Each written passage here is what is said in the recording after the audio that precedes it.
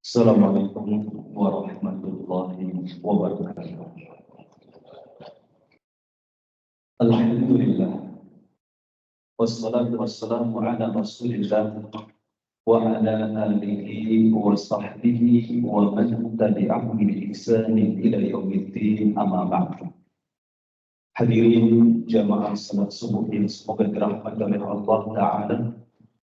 Marilah kita bersyukur kepada Allah Subhanahu wa Ta'ala yang telah melimpahkan nikmatnya yang banyak kepada kita.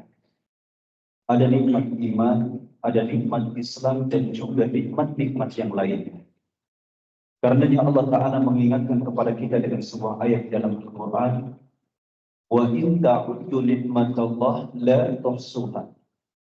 Dan jika kalian mau menghitung satu persatu nikmat Allah, pastilah kalian tidak akan bisa untuk menghitungnya. Karena saking banyaknya nikmat yang Allah berikan kepada kita. Dan di antara nikmat yang besar adalah hadirnya kita di majelis ilmu. Mengingat keutamaannya yang begitu besar pula. Disebutkan dalam sebuah hadis, man salaka tariqan yaltamisu fihi ilman, sahalallahu lahu bihi tariqan ilal jannah. Barang siapa yang menempuh jalan untuk menuntut ilmu syar'i, maka Allah Subhanahu wa Ta'ala mudahkan baginya jalan untuk menuju surga. Kemudian salawat serta salam semoga tetap terlimpahkan dan tercurahkan kepada Nabi Muhammad sallallahu alaihi wasallam, yang dengan sunnahnya kita dapat memahami agama ini dengan benar, yang dengan sunnahnya pula kita dapat membedakan mana yang hak dan mana yang batil. Hadirin a'azzani Allah wa iyyakum, setelah kita memahami apa yang telah kita bahas kemarin, yaitu tentang misteri kematian yang mesti kita akan melaluinya, kita akan merasakannya, kita akan merasakan dicabutnya ruh dari diri kita, dan kita akan merasakan yang namanya alam kubur, kita akan merasakan pertanyaan-pertanyaan dari malaikat munkar dan nakir. Kita akan ditanya man rabbuk wa ma dinuk, hingga kita pun akan ditanya apa amalanmu ketika di dunia. Maka persiapkan dari sekarang, Pak. Bukan persiapkan tentang jawabannya, tapi bagaimana amalan kita inilah yang akan menentukan bisa atau tidaknya kita menjawab pertanyaan dari para malaikat munkar dan nakir.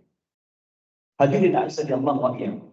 Dan setelah kita memahami tentang misteri kematian, tentunya kita semakin sadar bahwasanya dunia ini sementara, sedangkan akhirat itu selamanya.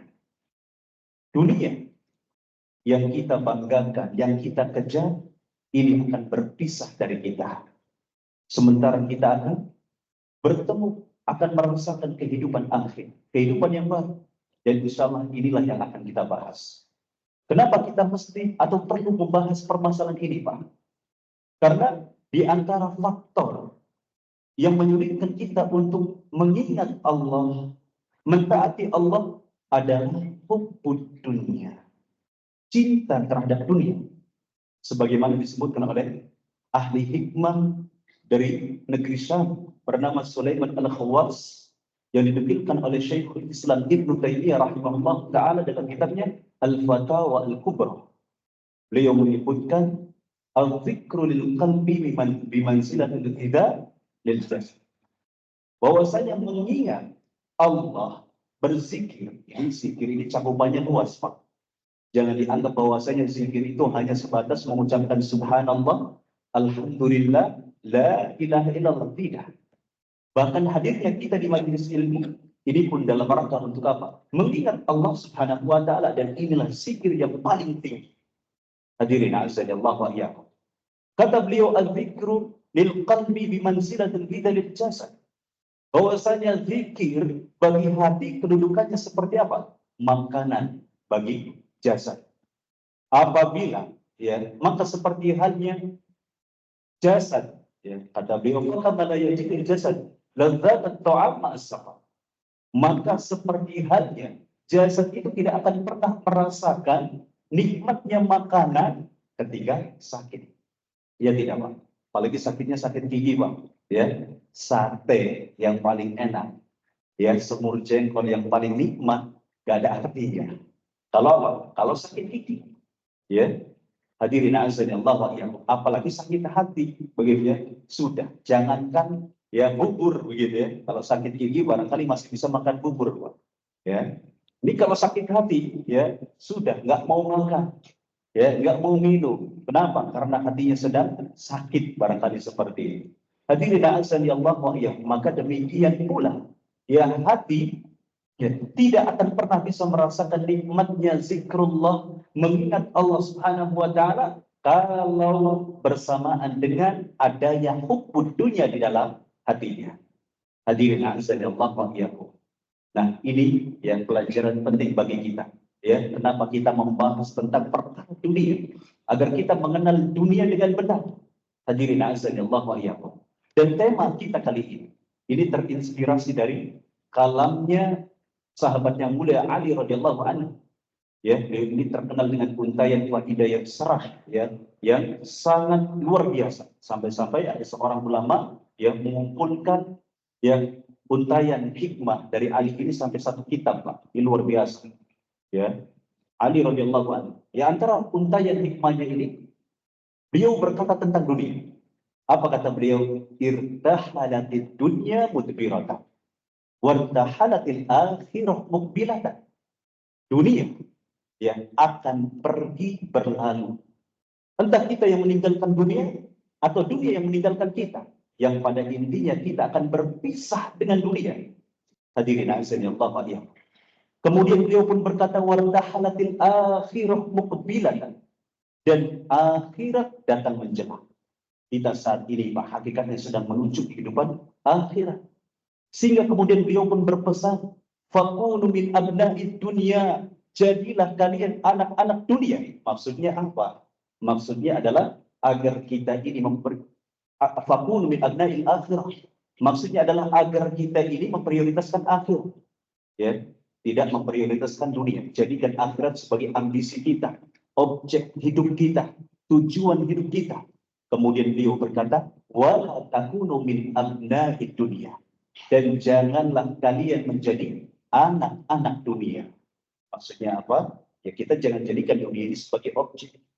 Jangan jadikan dunia ini sebagai tujuan. Ya, jangan sampai dunia ini jadikan sebagai ambisi. Begitu. Tetapi jadikan dunia ini sebagai wasilah untuk mendekatkan diri kepada Allah Subhanahu wa taala. Hadirin azanillah wa iyyakum. Maka dunia, ya, apa sih dunia itu? Apa batasan dunia itu? Dunia ini batasannya adalah hal-hal yang terjadi sebelum kematian, yang mencakup harta kita, mencakup nyawa, ya, mencakup bukan nyawa, maksudnya adalah jasad, ya, mencakup apa namanya waktu umur kita, mencakup anggota badan kita, bahkan mencakup ilmu yang kita miliki. Ini adalah dunia, dan semua ini akan hilang, ya, bersamaan dengan berlalunya waktu. Coba lihat pada diri kita, ya, lihat pada diri kita. Kita ini sebelum berwujud menjadi manusia, kita ini hanya setetes mani, ya, yang kata para ulama, hina mani ini, ya, di dalam perut ibu kita mengendap selama 40 hari. Kemudian 40 hari kemudian, ya, jadilah segumpal darah. Ya, kemudian 40 hari kemudian jadilah mudghah, yaitu segumpal daging. Baru kemudian malaikat diturunkan untuk meniupkan ruh, ya. Kemudian ditetapkan tentang perkara-perkara dunia kita, tentang kebahagiaan, tentang kesenangan, kesedihan, tentang harta kita, ya, kesusahan, begitu. Ditetapkan semuanya. Hadirin azanillah wa iyyakum. Barulah kita dilahirkan. Kita balita, kita rasakan Pak. Kemudian tumbuh remaja, ya, terus nggak terasa tiba-tiba dewasa, ya, lebih nggak terasa lagi kita sudah tua sekarang, ya. Saya 32 tahun, nggak terasa, ya. Bapak-bapak yang barangkali lebih tua daripada saya, ya, ada yang 50, 60, 70 tahun pun nggak terasa, ya tidak Pak, ya, loh, nggak terasa tiba-tiba sudah punya cucu. Begitu ya, perasaan kemarin perjaka tinggi, begitu ya, baru nyari jodoh, masih menyeleksi begitu ya. Kok tiba-tiba sudah punya jodoh, punya cucu sampai tidak terasa. Hadirin azza Allah wa iyyakum. Padahal ya, umur kita itu cukup lama, 60-70 tahun, tapi nggak terasa ketika dijalani. Ya, bahkan Allah Subhanahu wa taala mempermisalkan dunia yang sementara ini dengan apa? Dengan tumbuh-tumbuhan. Ya, bukan pohon, Pak. Kalau pohon, ya ini ada yang umurnya 300-an tahun. Ini tumbuh-tumbuhan. Ya, tanya Pak Takur, mana Pak Takur? Ya, rumput berapa Pak Takur umurnya? Berapa? 5 bulan. Sebentar ya. Ya sebentar. Itu pun harus dirawat sebentar. Oleh karenanya Allah Subhanahu wa taala mengibaratkan ya umur dunia ini seperti apa? Rumput yang sifatnya sebentar. Makanya harus ada tukang rumput memang ya untuk mengurus dan nggak mudah ngurus rumput itu begitu ya. Makanya jangan injak-injak rumput Pak ya kalau ke masjid. Hadirin azza Allah wa iyyakum. Demikianlah ya Allah Subhanahu wa taala berfirman di dalam Al-Qur'an, "I'lamu annamal hayatud dunya la'ibun wa lahwun wa zinatun." Ketahuilah oleh kalian. Nah, ini perintah Pak dari Allah Ta'ala agar kita benar-benar mengetahui hakikat dunia. Jangan sampai kita nggak mau tahu dunia. Yang kita tahu, yang kita butuh dunia, dan kita kejar dunia. Ini keliru. Ya. Pada akhirnya kalau kita tidak mengenal dunia dengan benar, maka kita akan terjatuh kepada satu penyakit yang namanya hubud dunia. Ya. Maka kenali dengan benar apa sih dunia itu? Dijelaskan oleh Allah di dalam ayat ini, laibun, dunia ini hanyalah permainan, walahun, dan kesia-siaan, wazinatun, dan perhiasan. Butuh nggak kita dengan perhiasan, Pak? Butuh nggak? Butuh nggak kita dengan permainan? Sebetulnya nggak butuh. Apalagi perhiasan. Ada perhiasan atau tidak di dalam rumah kita, ya kita nggak butuh sebetulnya. Ya hanya penyejuk mata saja. Kalaupun nggak ada ya sudah begitu. Nah ini dunia ini sifatnya seperti ini. Wa tafakhurun bainakum. Dan kalian ini ya saling berbangga ya tentang dunia. Ya, hati-hati ya. Orang kalau punya dunia kadang-kadang niatnya keliru ya agar berbangga-bangga ya dianggap orang yang memiliki harta. Wa takatsurun fil amwal wal aulad. Kemudian kalian itu terhadap dunia hanya berlomba-lomba untuk perbanyak harta dan anak-anak. Ya, hadirin azanillah wa iyyakum. Kemudian beliau mempermisalkan dunia kama tali ghaithin a'jabal kufar nabatu.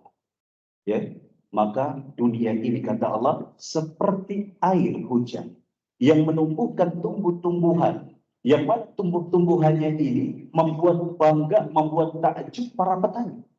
Tummayahiju, tidak lama kemudian menjadi kering. Fatarahu musfarran, dan kemudian engkau pun akan melihat yang kering ini menjadi kuning. Ya, kalau tumbuhan kering itu identiknya warnanya apa Pak? Kuning. Kemudian tsumma yakunu hutama. Kemudian jadilah tumbuh-tumbuhan itu mati, ya, sirna. Begitu singkat ya perkara dunia ini. Hadirin azanillah wa iyyakum. Demikian gambaran dunia. Maka sungguh sangat mengherankan ya jika kemudian kita tahu tentang hakikat dunia, kita malah memprioritaskan dunia, ya kita kejar dunia sampai lupa dengan akhirat. Yang kita kejar hanyalah karir-karir dunia, tapi lupa dengan karir-karir kita di akhirat, ya sehingga apa kemudian merugi. Hadirin azanillah wa iyyakum. Sedangkan akhir kata Allah Subhanahu wa taala, wal akhirat khairu wa abqa. Dan akhirat itu lebih baik dan lebih kekal. Ya, adapun batasan akhirat ini, Pak. Ya, batasan akhirat itu kata para ulama, ma yakunu ba'dal maut. Itu apa saja yang terjadi dan apa saja yang ada setelah kematian. Begitu ya. Ditandai kematian ya sudah, kita sudah berarti masuk pada fase yang kehidupan akhirat. Ya, dalam kubur. Begitu. Kita sudah ya memahami di pertemuan yang telah lalu bagaimana keringnya ya yang diterima yang penghuni kubur. Ya kalau dia pendosa ya akan digertak, akan disiksa, ya akan dihancurkan. Ya kalau dia orang yang bertakwa maka akan diberikan nikmat oleh Allah Subhanahu wa taala. Hadirin azanillah wa iyyakum. Sampai kemudian menunggu mereka semua Pak dari semenjak zamannya Nabi Adam alaihissalam hingga manusia terakhir ya yang dikubur, maka mereka semuanya nanti akan dibangkitkan berbarengan pada saat kiamat. Ya, ketika sangkakala yang kedua itu diirim oleh malaikat Israfil. Sebutkan dalam Al-Quran, wa nufikha fis suri fa idahum minal ajdabi ila rabbihim yansilun. Ya, ketika sangkakala yang kedua ini ditiup oleh malaikat Israfil, maka mereka akan bangkit dari kubur-kubur mereka untuk menuju Allah Subhanahu wa taala. Ya, dengan bersegera dibangkitkan oleh Allah Subhanahu wa taala pada hari kiamat di alam yang bernama mahsyar.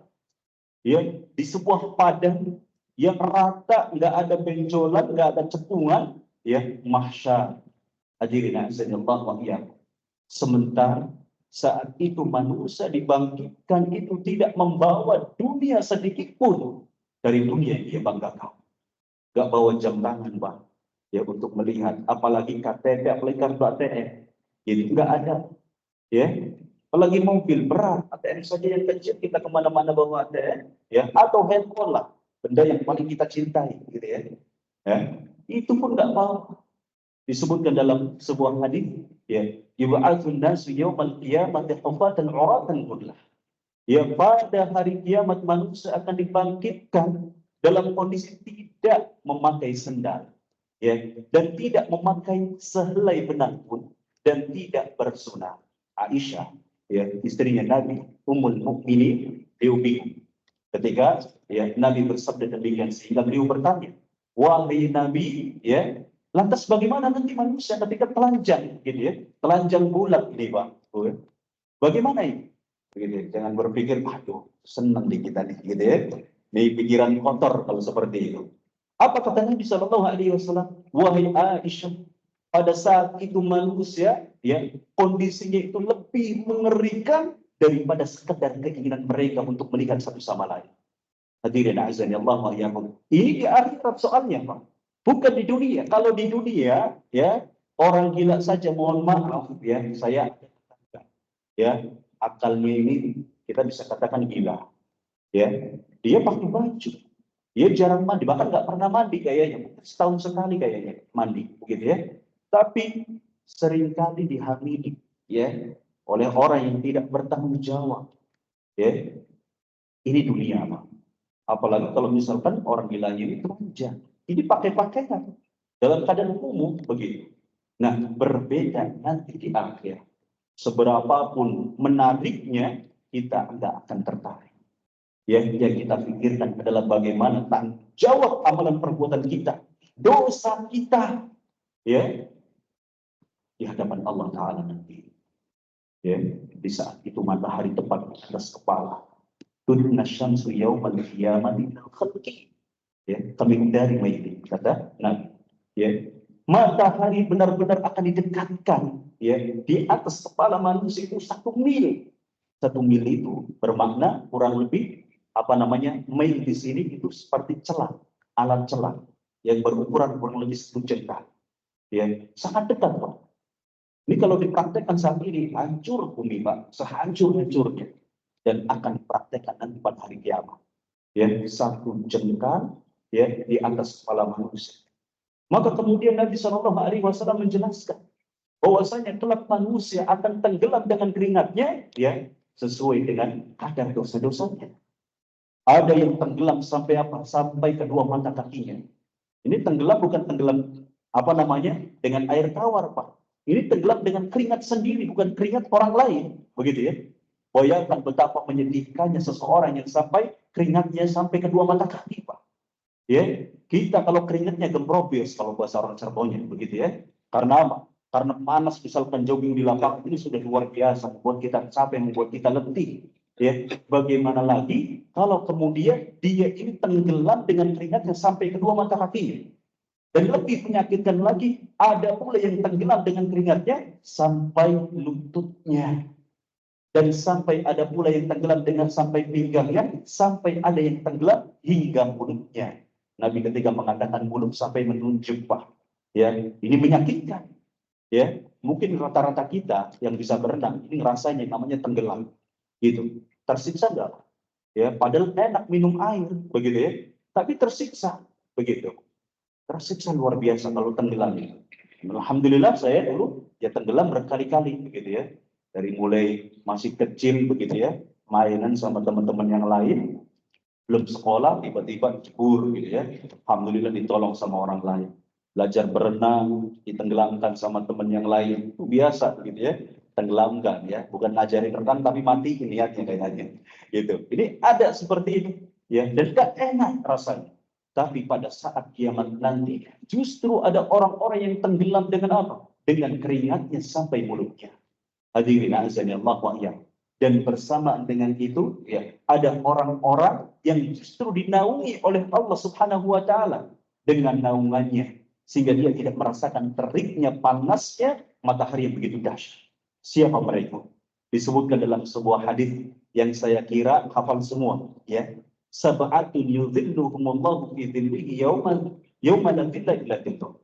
Ada 7 golongan yang akan Allah naungi ya dengan naungannya pada saat tidak ada naungan kecuali hanya naungannya.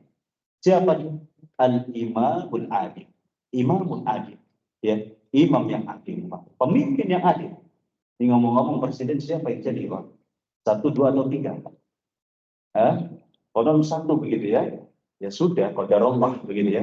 Ini yang milih 3, 2, ya qadarullah begitu ya. Jangan gak terima, jangan mau nyusul ke Mahkamah Konstitusi ya. Mau wah hak angket begitu ya. Sudah. Ini Ramadan Pak wayangnya apa? Ya. Politik sudah berlalu ya. Apa yang telah ditetapkan misalkan nomor 1 jadi, ya sudah kita doakan menjadi semoga beliau menjadi pemimpin yang adil ya. Tapi jangan lupa pula Pak ya, doanya ada lagi apa itu, semoga umurnya panjang, paham ya, semoga umurnya panjang begitu. Kalau nggak panjang ya sudah berarti digantikan sama wakilnya begitu ya, dan kita pun harus taat kalau seperti itu begitu. Hadirin a'azzani Allah wa iyyakum. Nah kemudian yang kedua ada orang yang dinaungi oleh Allah, syabun ya, seorang pemuda nasya'a bi ibadatillah, seorang pemuda yang dia ini hidup, dia berkembang, tumbuh, dia di dalam peribadatan kepada Allah Subhanahu wa taala. Begitu.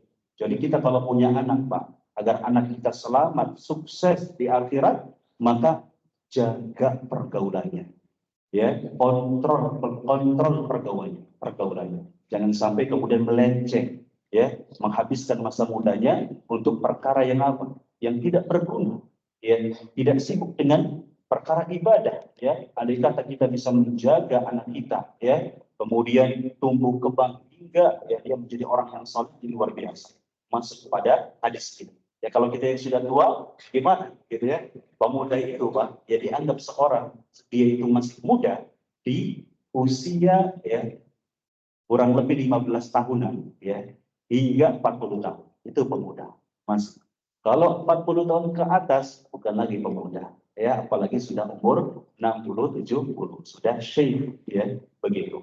Nah, sudah tua. Tapi tenang ya, kita masih ada kesempatan untuk apa? Mendapatkan naungan dari Allah. Apa itu? Rajulun mu'allaqun qalbuhu fil masjid. Ya, adalah seseorang yang hatinya itu terkait dengan masjid. Ya, tapi ingat, batasan waktunya terus continue, bukan hanya Ramadan saja. Begitu ya. Ya, Ramadan rajin ke masjid. Di mana ada majelis ilmu, datang. Gitu ya. Tapi nanti Idul Fitri selesai gitu ya. Enggak seperti itu, Pak, ya. Ya, kalau sekarang kita mulai mengerti ya pentingnya untuk ilmu, pentingnya meningkatkan ketaatan ya, kita doa sama Allah gitu ya, supaya kita istiqomah begitu. Karena yang terpenting dari amalan itu adalah istiqomahnya, Pak. Bukan banyaknya. Kalau sekarang kita baca Quran banyak luar biasa. Sehari 30 juz ya. Kemudian luar biasa sedekahnya itu luar biasa banyak ya. Tapi kemudian berlalunya Ramadan ya, kita kembali ke fitrah kita di zaman dulu gitu ya. Enggak ya seperti itu. Tapi usahakan agar kita istiqomah sampai kapan ya? Sampai nanti begitu, sampai mati. Hadirin azanillah wa iyyakum. Kemudian ya, kelompok berikutnya adalah seseorang rajulani yatahabba fillahi ijtama alaihi wa tafarraqa alaihi. Ya, dua orang yang saling mencintai. Dia kemudian berjumpa karena Allah dan berkumpul karena Allah. Dan kemudian ada lagi kelompok berikutnya adalah ya seseorang yang diajak untuk berzina oleh seseorang wanita yang memiliki kecantikan dan nasab yang baik. Ini luar biasa, Pak. Ya, tidak jarang, sangat jarang yang mungkin orang selamat dari ajakan wanita yang cantik, yang punya nasab, ya, kemudian ya begitu hebatlah, terhormat, begitu ya. Tapi dia mengatakan ini akhafullah, aku takut ya kepada Allah Subhanahu wa taala. Kemudian berikutnya adalah orang yang bersedekah dengan ikhlas. Dan kemudian berikutnya adalah orang yang zikir kepada Allah dalam kesendirian, dia menangis. Ya, karena saking takutnya kepada Allah Subhanahu wa taala. Hadirin azanillahu wa iyyakum. Maka kemudian kita pun akan dihadapkan kepada Allah. Datang kepada Allah satu persatu pada hari kiamat nanti, Pak. Disebutkan dalam sebuah ayat, kulluhum atihi yaumal qiyamati farda. Setiap mereka akan mendatangi Allah satu persatu, Pak. Ya, ada yang pernah terjerat kasus, Pak. Ya, harus dia datang ke pengadilan. Ya, kita padahal dia sudah ditemani oleh koleganya, ya, pengacara yang handal, belum lagi pendukungnya, keluarganya. Tapi tetap takut, Pak, kalau salah. Ya, selama dia ada kesalahan tetap takut. Meskipun dia di backing misalkan, ya, nanti di akhirat, Pak, nggak ada backing, nggak ada pengacara, nggak ada keluarga, Pak. Sedangkan kita manusia yang punya banyak salah harus menghadap Allah satu persatu, ya, untuk diadili, ya, untuk dihisab amalan kita, ya. Ini macam-macam yang akan dilakukan di hisab. Ada pengadilan, begitu ya. Ada sengketa yang belum selesai di dunia, misalkan kita pernah punya kezaliman pada orang lain, akan diselesaikan di akhirat kalau belum selesai di dunia. Jadi kalau kita punya sengketa di dunia, Pak, dalam persoalan tanah misalkan, atau kehormatan, atau apa namanya kezaliman yang lain, selesaikan, Pak, selesaikan ya di dunia. Meski walaupun kita yang rugi nggak apa-apa, ya, asal selesai di dunia, ya. Ganti rugi misalkan kezaliman yang kita lakukan, itu pernah misalkan ngambil apa, selesaikan. Jangan sampai kemudian selesai nanti di akhirat. Ini berat. Kenapa berat? Ya, dia bisa menjadi orang yang bangkrut. Ya, seberapapun banyaknya amalan yang dia lakukan, amalan yang dia miliki. Sebagaimana disebutkan dalam sebuah hadis, ya, ketika Nabi bertanya kepada para sahabatnya, man muflis? Siapa orang yang bangkrut ini? Maka kemudian mereka menjawab para sahabat Nabi, al-muflisu fina man dirham wala mata. Orang yang bangkrut di sisi kami ini adalah orang yang tidak memiliki harta dan tidak memiliki dirham. Betul, kalau dari sisi dunia. Tapi bukan itu yang dimaksud oleh Nabi Shallallahu Alaihi Wasallam. Yang dimaksud oleh Nabi adalah orang yang bangkrut di akhirat.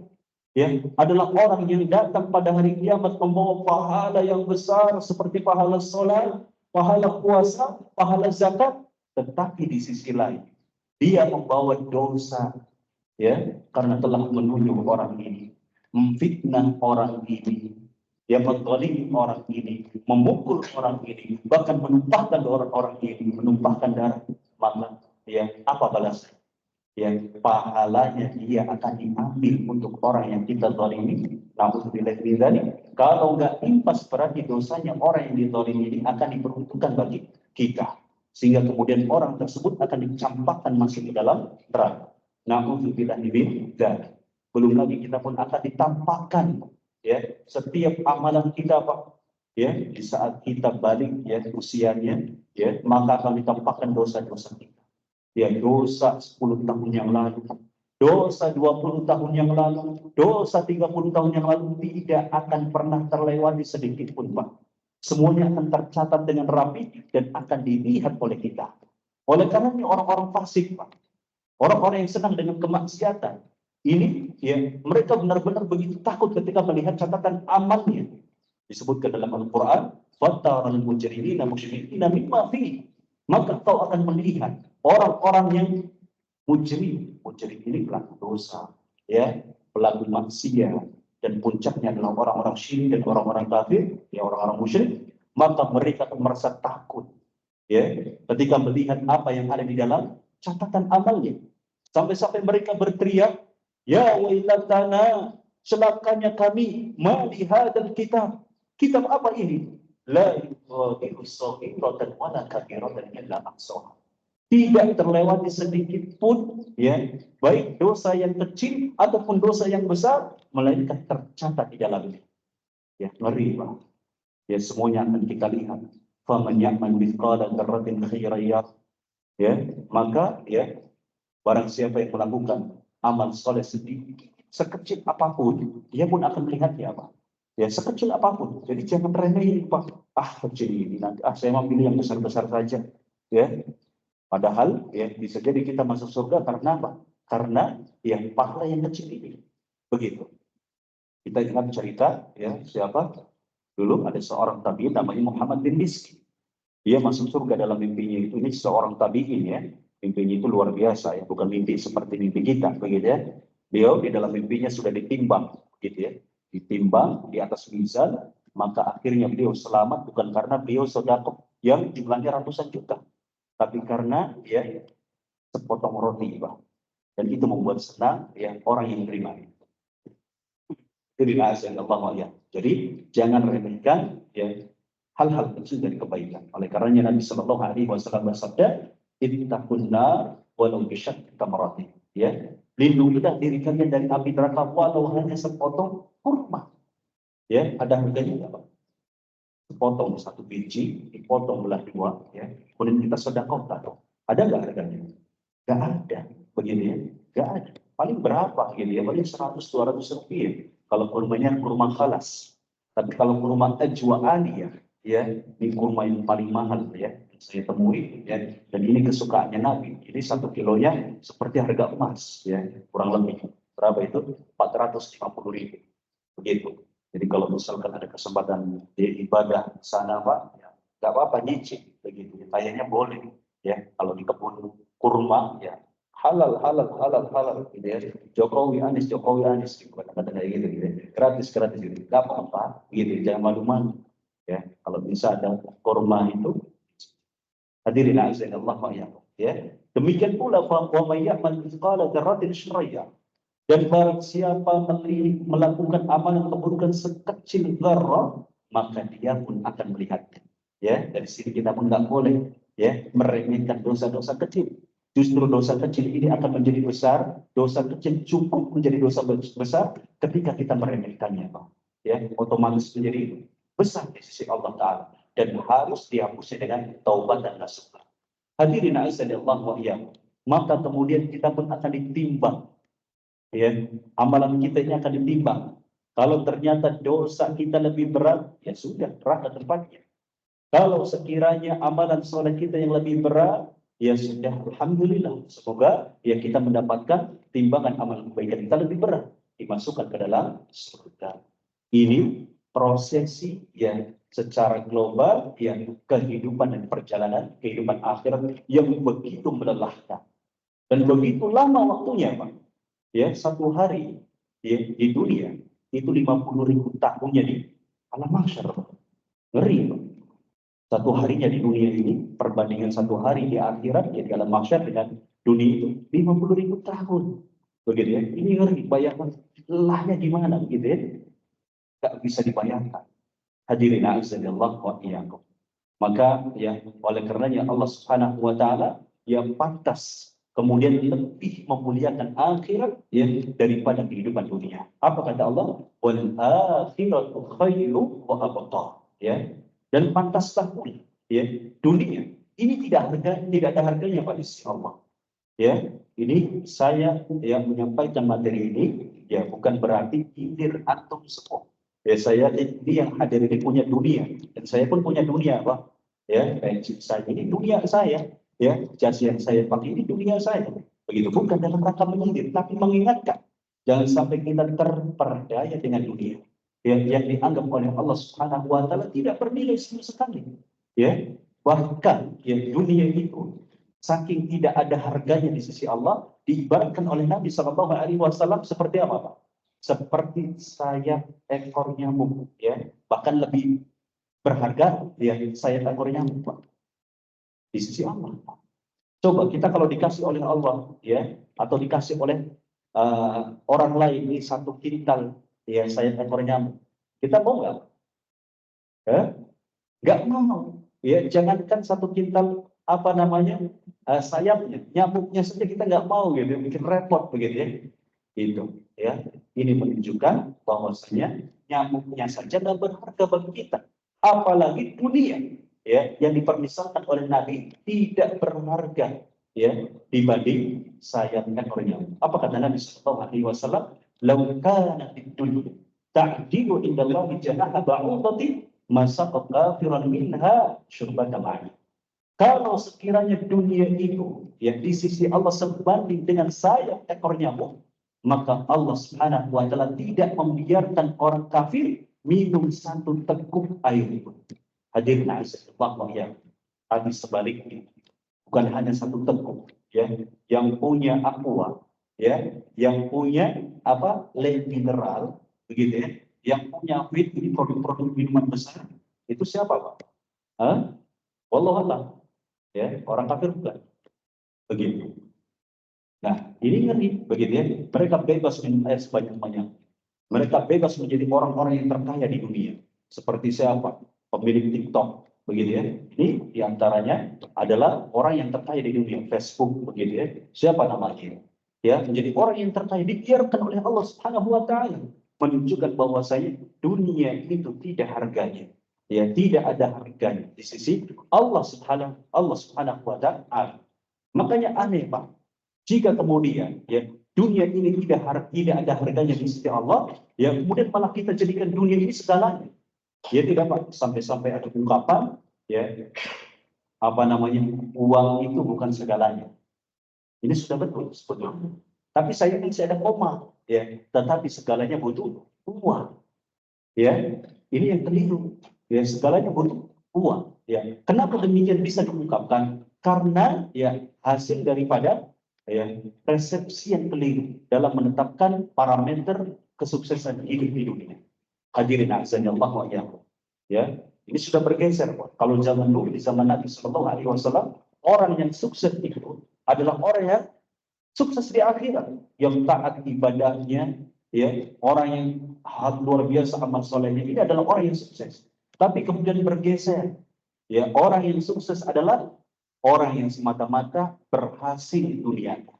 Hadirin Allah ya, ini bergeser, ya, sehingga ya dari sudut pandang yang salah ini, ya, maka muncullah sebuah penyakit ya yang sangat kronis, ya, yang mencelakakan dan membinasakan. Apa ini? Penyakit hubud dunia, cinta kepada dunia.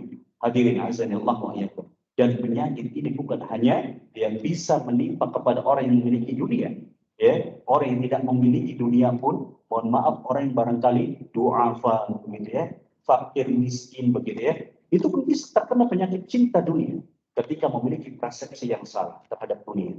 Hadirin azanillah wa iyyakum. Ya, maka inilah yang bisa membinasakan manusia. Ya, orang kalau sudah jatuh kepada cinta dunia, ya, terjangkit pada penyakit ini, oleh penyakit ini, maka ya peluang untuk binasanya itu lebih besar. Dan inilah yang ditakutkan oleh Nabi Sallallahu Alaihi Wasallam. Apa kata Nabi? Fawallahi, maka demi Allah, mal faqra aksha alaikum. Ya, bukanlah kefakiran yang aku takutkan kepada kalian.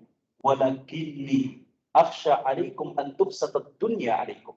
Akan tetapi yang aku takutkan terhadap kalian adalah dihamparkannya dunia terhadap kalian, dimudahkannya dunia terhadap kalian. Ini yang ditakutkan oleh Nabi. Kama busitat ila ma kana qablakum, ya. Kama busitat ala man kana qablakum, ya. Sebagaimana dihamparkannya dunia kepada orang-orang sebelum kalian. Fatanafasuha kama tanafasuha. Maka kemudian kalian akan berlomba-lomba terhadap dunia sebagaimana mereka berlomba-lomba terhadap dunia. Ya, sehingga ujungnya saling membunuh, saling dengki, saling hasad, saling memfitnah, saling sikut, saling menzalimi. Ya, fatuhlikakum kama ahlakatkum. Maka kemudian dunia akan mencelakai kalian sebagaimana dunia telah mencelakai mereka. Hadirin azan Allah wa iyyakum. Maka ya, jika melihat pada hadis ini, Pak, apa yang ditakutkan oleh Nabi terhadap umatnya, Pak? Ya, dunia, ya, kemudahan terhadap dunia, ya, kekayaan terhadap dunia, ya. Tapi sebaliknya, yang kita takutkan adalah malah kemiskinan. Ya, ini kebalikan daripada Nabi Shallallahu Alaihi Wasallam. Berarti kita belum mengenal hakikat dunia. Kalau kita masih takut miskin, tapi yang kita harapkan adalah kekayaan semata tanpa mengenal dunia dengan benar. Hadirin Allah wa iyyakum. Kalau misalkan kemudian ada pertanyaan, loh Ustaz, ya, emang salah kaya? Gak salah. Emang salah punya rumah, punya mobil, punya harta yang melimpah? Gak salah, gak salah, Pak. Bagus malah. Ya, orang yang kaya itu bagus, tapi koma, tidak sebatas kaya, ya, karena para sahabat Nabi pun banyak yang kaya, tetapi kaya yang mereka itu kaya yang bersyukur, ya, ya, di dalam kitab Hasya Bajuri ini syarah daripada kitab Fathul Qarib, ya, Fathul Qarib ini syarah daripada kitab Matan Ghaya wa Takrib, dijelaskan di sana, ya, perbandingkan antara orang yang kaya namun bersyukur, ya, dengan orang yang miskin kemudian sabar, mana yang lebih utama? Ya, kata beliau adalah orang yang kaya bersyukur. Nah, ini yang harus ada pada diri kita. Andai kata diberikan kekayaan, harus jadi orang yang kaya dan bersyukur kepada Allah Subhanahu wa taala. Sehingga dengan syukurnya terhadap dunianya dijadikan untuk mendekatkan diri kepada Allah. Kalau berbicara dengan harta, dia akan menjadi orang yang murah hati. Kalau berbicara dengan waktu, ya, ini waktu juga dunia, Pak. Umur juga dunia. Maka dia akan bermurah, ya, dengan waktunya untuk apa? Untuk amal soleh.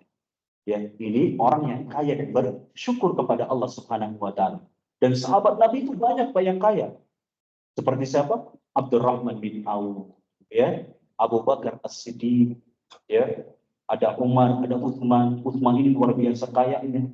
Kalau kita ya ziarah ke Madinah, ya kita akan mendapati sebidang tanah yang jumlahnya hektaran itu punya Utsman, Pak. Ada satu rekening atas nama Utsman bin Affan, ya, luar biasa, satu-satunya sahabat Nabi yang punya rekening Utsman bin Affan, Pak.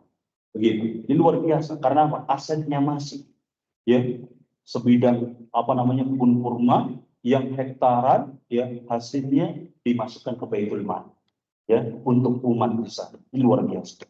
Hadirin Allah yang kaya, ya, Abu Bakar As-Siddiq kaya raya, bahkan beliau pernah dengan syukurnya kepada Allah memberikan seluruh hartanya di jalan Allah Ta'ala. Hadirin Allah yang, maka jangan lupa kalau kita kemudian diberikan dunia oleh Allah agar kita selamat, ya, dari fitnah dunia, jadilah orang yang kaya bersyukur. Nah, kita yang belum kaya, ya, jangan takjub begitu, ya, terhadap dunia. Sebab takjub yang terhadap dunia itu tidak diperbolehkan, Pak. Ya, luar biasa ya, mobilnya keren, begitu ya. Luar biasa ya, rumahnya megah. Ini tidak diperbolehkan di dalam agama. Hadirin azanillah wa iyyakum. Maka ini satu pelajaran penting bagi kita, ya. Oleh karenanya mari kita benahi, Pak, ya, sudut pandang kita terhadap dunia. Ya, sudut pandang kita terhadap dunia ini harus dibenahi. Ya, jangan sampai kita keliru, ya, di dalam, ya, memiliki sudut pandang terhadap dunia. Ya, tentunya agar kita nggak celaka terhadap dunia, ya, oleh dunia. Ya, maka sudut pandang yang benar ini adalah metode agar kita selamat. Demikian kata Imam Asy-Syafi'i rahimahullah taala, kata beliau, ketepatan dalam melihat adalah kunci keselamatan dari kesesatan dan keterpurukan.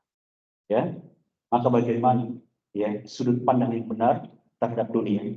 Pertama, ya, dunia kita harus menganggap bahwasanya dunia ini dapat membinasakan, begitu ya, dapat membahayakan kita. Kemudian dunia ini semakin kita berambisi terhadapnya, maka akan semakin menyulitkan hidup kita. Ya, semakin kita ini akan sedih, ya, semakin kita ini akan susah, begitu ya. Disebutkan dalam hadis Nabi, man kana fid dunya hamma. Barang siapa yang dunia ini menjadi ambisinya, menjadi tujuannya, faraqallahu alaihi amrah, maka Allah Subhanahu wa taala akan mencerai-beraikan urusannya. Kata Nabi. Kemudian wa ja'ala faqrahu baina ainaihi. Kemudian Allah Subhanahu wa taala akan membayang-bayanginya dengan kefakiran di hadapan matanya. Takut miskin, padahal sudah kaya. Ya. Jadi jangan dikira Pak, ya, orang yang sudah ada di dalam hatinya hubbud dunia, ya, yang menjadikan dunia sebagai ambisinya, maka ya dia ini takut terhadap kemiskinan itu lebih besar daripada orang miskin, Pak. Ya, ini memang realita. Hadirin azanillah wa iyyakum. Kemudian ya, beliau melanjutkan hadisnya, walam ya'tihi minad dunya illa ma kutiba. Dan dunia tidak akan mendatanginya kecuali apa yang telah ditetapkan untuknya. Sementara wa man kana fil akhirah hamma. Adapun orang yang akhirat sebagai tujuannya, sebagai niatnya, jama'allahu amrah, maka Allah akan mengumpulkan urusannya. Maksudnya apa? Memudahkan urusannya. Ya, kita kalau misalkan kejar dunia, silahkan, itu bagus. Kita menjadi orang yang kaya, silahkan, itu bagus, gitu ya. Tapi ingat, kalau kita niatnya kekayaan ini adalah untuk menjadi wasilah, ya, untuk mendapatkan akhirat kita, maka justru itulah yang akan memudahkan urusan kita, Pak. Ya, kalau kita niatnya benar, kita mencari dunia, kita bekerja sehari-hari. Kemudian Nabi bersabda, wa atatkud dunya wa hiraqimatu. Dan dunia akan mendatanginya dalam keadaan tertunduk. Ya, mudah kita ini. Hadirin azanillah wa iyyakum. Ya, ini sudut pandang yang harus ada pada diri kita. Kemudian, ya, sudut pandang yang lain adalah ya bahwasanya dunia ini adalah sumber daripada keburukan. Ya, disebutkan oleh Al-Imam Ibnu Qayyim Al-Jauziyah rahimahullahu taala bahwasanya miftahu kullu syarri hubbud dunya. Ya, bahwasanya kunci dari segala keburukan adalah cinta terhadap dunia. Ya, kemudian watul amri. Ya, dan kemudian apa namanya panjang angan-angan. Allah pengen jadi orang kaya, gitu ya. Pengen punya harta yang melimpah, angan-angan. Tapi nggak ada realisasi dalam kehidupan. Sudah, ya. Itu adalah kunci keburukan. Ya, dan kemudian cinta kepada dunia. Demikian pula para ulama mengatakan hubbud dunya ra'su kulli khati'ati. Ya, cinta dunia itu adalah apa namanya? Pusat daripada segala keburukan. Maka kita lihat, Pak. Kira-kira benar nggak? Yakin nggak dengan perkataan ulama ini, Pak? Saya yakin. Kita lihat pada prakteknya, Pak. Hampir segala bentuk kriminal, ya, kejahatan, semuanya motifnya adalah dunia. Kalau pencurian ya jelas, gitu ya.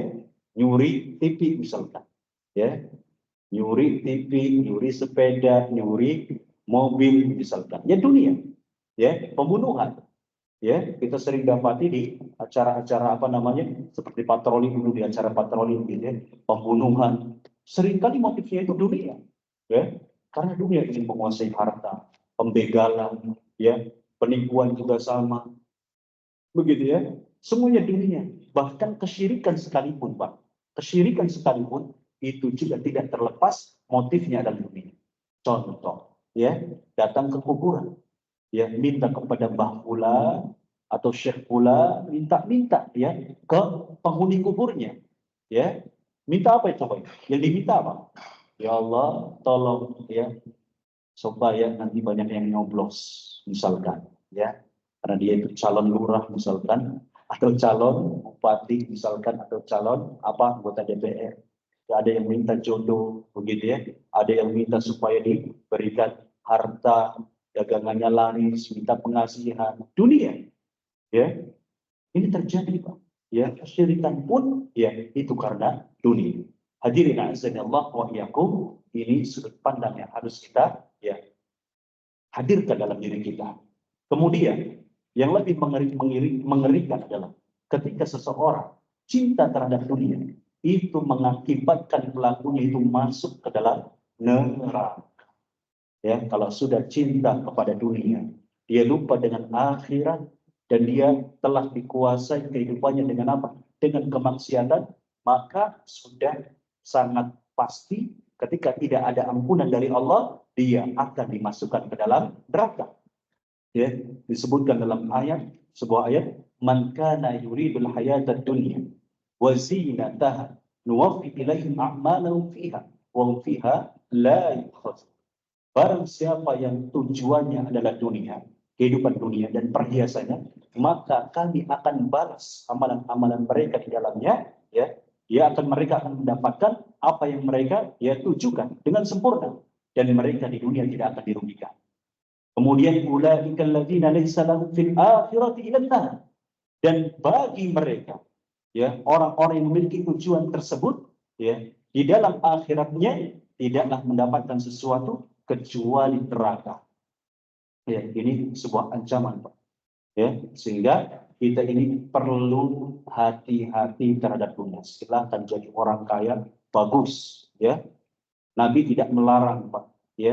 Para sahabatnya tidak pernah melarang Abdurrahman bin Auf. Wahai Abdurrahman bin Auf, gak usah kalau kau ini jadi orang kaya, gak usah.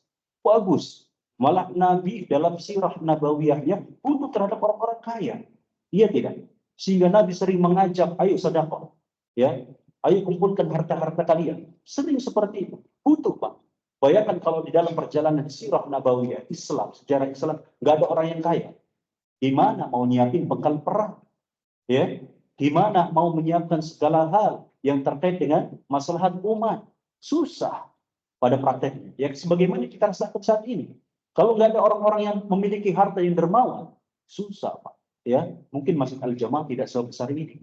Begitu Mungkin yayasan-yayasan seperti Al-Qola, begitu pesantren yang saya asuh, untuk yatim piatu dan duafa, mungkin akan kelaparan bisa jadi. Kalau nggak ada orang-orang kaya yang dermawan seperti ini. Alhamdulillah, dengan adanya orang-orang yang kaya ini yang dermawan, ada yang menitipkan mushaf, Al-Quran, ada yang memberikan perhatian untuk menengok ke sana, begitu untuk menanyakan kondisi kabar, begitu anak-anak kita di sana. Ini luar biasa dan kita butuh. Demikian pula Nabi Shallallahu Alaihi Wasallam butuh, sehingga tidak tercela sama sekali orang yang kaya. Yang tercela adalah ketika dia memiliki dunia, dia terjangkit penyakit cinta dunia, sehingga dia menjadi orang yang pelit, menjadi orang yang kikir, tidak peduli dengan akhirat. Yang dia kejar hanya dunia-dunia, sehingga lupa dengan akhir. Kering hatinya. Hadirin azan Allah wa iyyakum. Berapa menit lagi, Pak Haji? Masih lama. Selesai.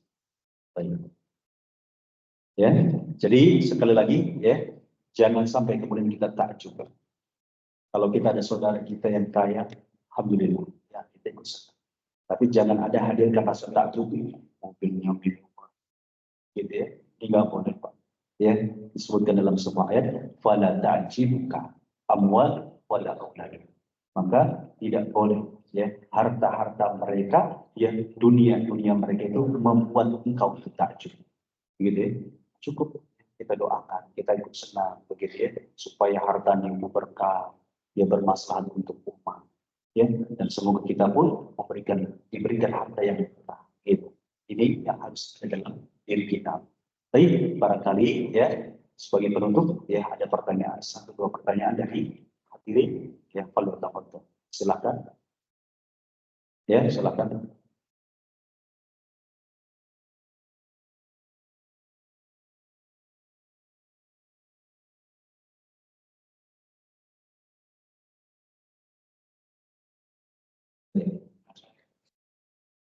Ada. Ini data.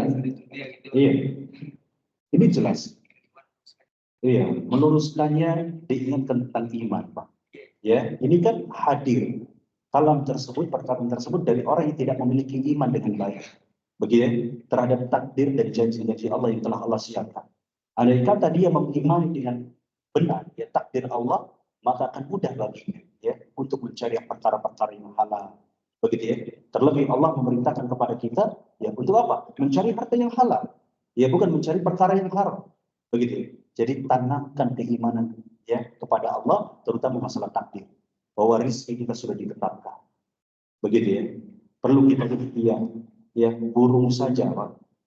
Itu ketika keluar dari sarang, nggak punya modal apa, tapi nggak pernah membunuh, mencuri makanan daripada burung lain. Begitu Ini burung. Harus kita pun tawakalnya seperti burung, dan memang diperintahkan oleh Nabi. Begitu.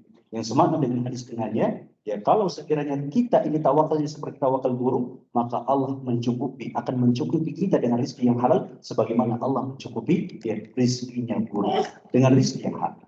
Jadi yang terpenting ya tanamkan keimanan terhadap takdir, begitu. Baik, ada yang lain? Apakah betul orang yang diterima tiba semua amalnya tidak diterima oleh Allah?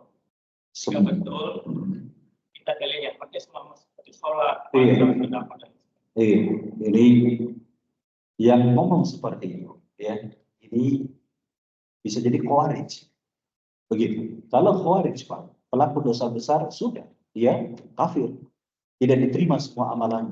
Misalkan ada orang, ya, dia melakukan praktek ribawi, sudah, mau sholatnya, mau hajinya, mau apanya, tidak diterima oleh Allah Taala, sebab dia kafir. Ya, kaidah ya yang menunjukkan bahwasanya orang amalannya tidak akan diterima adalah ketika dia sudah kafir atau musyrik. Ya, kalau fasik misalkan dia itu pelaku riba, ya, kita tahu bahwasanya riba ini dosa besar, maka dia dosa, ya karena praktek tersebut. Tetapi untuk sholatnya, untuk puasanya, begitu ya, untuk kemudian zikirnya, baca Qur'annya, ya berarti diterima oleh Allah Ta'ala. Lain hal ketika urusan sedekah yang dia hasilkan dari riba tersebut, maka memang tidak mendapatkan pahala karena Allah tidak akan menerima ya sesuatu kecuali perkara yang halal. Begitu, Pak, ya. Barangkali itu jawaban. Jadi saya tidak perlu menyebutkan dalil, Pak, karena saya tidak cocok dengan ya pernyataan tersebut bahwa yang orang yang melakukan riba itu tidak diterima amal soleh. Dikeliru. Agama Islam itu agama yang penuh rahmat, gitu ya. Pembunuh saja, ya silakan.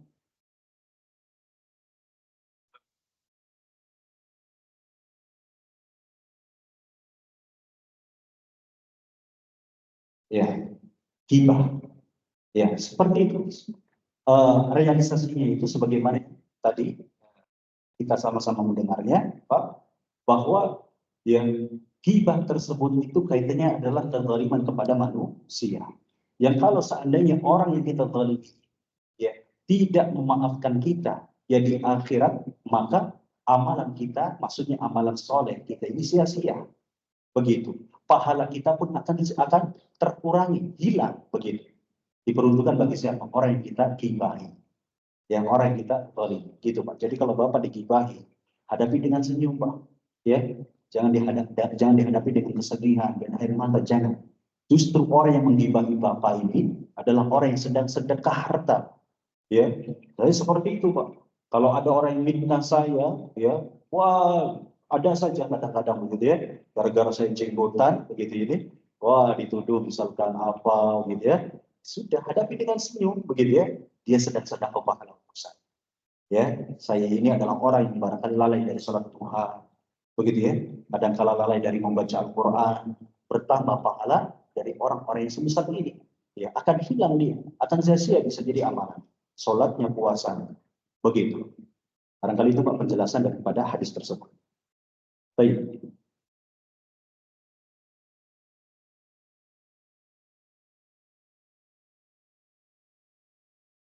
Sebelah ini, anteng-anteng saja, insya Allah. Sahur, Pak. Tadi sahur, Pak. Jangan sampai lupa sahur, Pak. Berkah, Pak, sahur, Pak, ya. Bentar lagi selesai Pak sahurnya, Pak, ya. Sudah 2 minggunya lewat, ya. Jadi, kapan lagi kita bisa sahur, Pak? Kalau besok-besok setelah Idul Fitri nggak ada sahur lagi. Gitu. Hanya sarapan.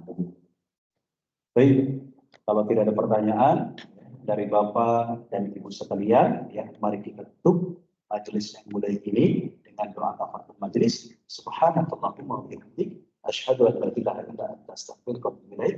Sallallahu ala nabiyyina Muhammad. Wassalamualaikum warahmatullahi wabarakatuh.